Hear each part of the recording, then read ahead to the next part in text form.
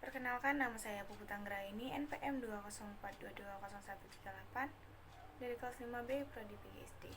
Baiklah, di sini saya akan menjelaskan materi tentang daerah kekayaan alamnya bab 5 kelas 4. Di sini ada beberapa pertanyaan esensial. Yang pertama ada, apa saja kekayaan alam di daerah tempat tinggalmu? Yang kedua ada, bagaimana pengaruh geografis daerah tempat tinggalmu terhadap kekayaan alamnya? Dan yang ketiga ada, bagaimana cara bijak untuk memanfaatkan kekayaan alam di daerah tempat tinggalku. Nah, tahukah kalian bahwa setiap daerah di Indonesia memiliki ragam bentang alam yang berbeda-beda? Lalu, tahukah kalian bahwa hal ini pun berpengaruh terhadap potensi sumber daya yang dimiliki oleh masing-masing daerah? Seperti contohnya Kabupaten Bima misalnya, memiliki bentang alam yang terdiri dari dataran tinggi, dataran rendah, dan beberapa daerah berbatasan dengan laut langsung. Seperti curah hujan yang sangat rendah juga di dataran Kabupaten Bima membuat bawang merah dapat tumbuh dan berkembang dengan baik. Dan tahukah kalian bahwa bambu juga termasuk sumber daya yang banyak dimanfaatkan oleh masyarakat dan bisa diolah menjadi seperti perabotan rumah tangga, perabotan dapur, dan bambu juga bisa dapat digunakan sebagai dinding rumah. Bukan hanya itu, bambu juga digunakan sebagai alat musik dan bahan untuk membuat permainan anak-anak. Nah, coba perhatikan, di daerah kalian pasti ada sesuatu kekayaan alam yang bisa diolah dan bisa dimanfaatkan oleh penduduknya untuk menjadi sebuah produk yang bisa dihasilkan dari tumbuhan, hewan, dan juga dari sungai, danau, rawa, gunung, dan sebagainya. Jadi penasaran ya, apa saja kekayaan alam yang bisa kita olah menjadi sebuah produk. Masyarakat di berbagai daerah di Indonesia memiliki banyak cara untuk memanfaatkan kekayaan alam baik secara tradisional maupun secara modern.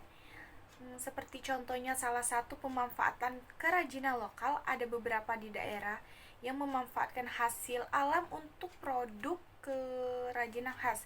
Seperti contohnya anyaman, kain tenun, dan ukiran. Seperti di pengrajin Nusa Tenggara yang menggunakan serat alami untuk kain tenun, dan di Toraja kayu ukir diproduksi sebagai cendera mata untuk wisatawan yang berkunjung ke daerah mereka. Dan hal itu bisa membuat masyarakat luar mengenal produk yang telah dibuat oleh warga setempat. Apa saja yang sudah dilakukan masyarakat daerah kalian untuk memanfaatkan kekayaan alam dan seberapa pentingnya sih mengelola kekayaan alam?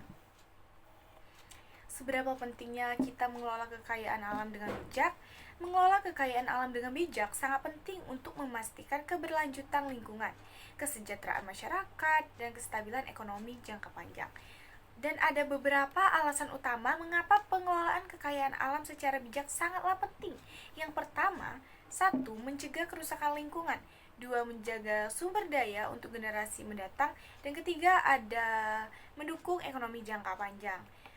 Nah, dengan mengelola dengan bijak, kita tidak hanya melindungi alam, tetapi juga memastikan keberlanjutan ekonomi dan kualitas hidup yang lebih baik.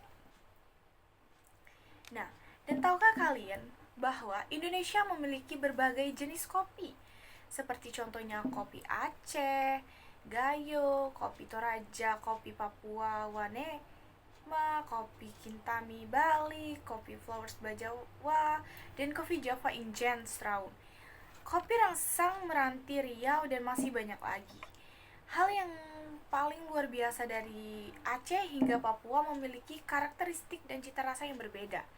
Wah, bagaimana bisa? Ternyata hal ini dipengaruhi dari tanah serta ketinggian tempat kopi tersebut yang ditanam.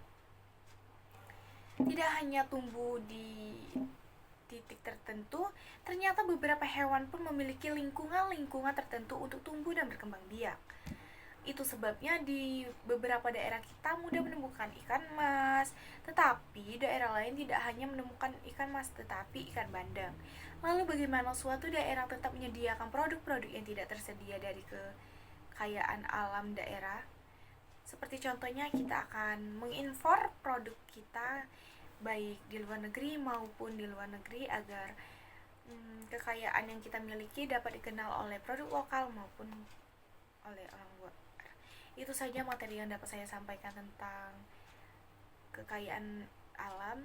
Lebih dan kurang saya ucapkan mohon maaf.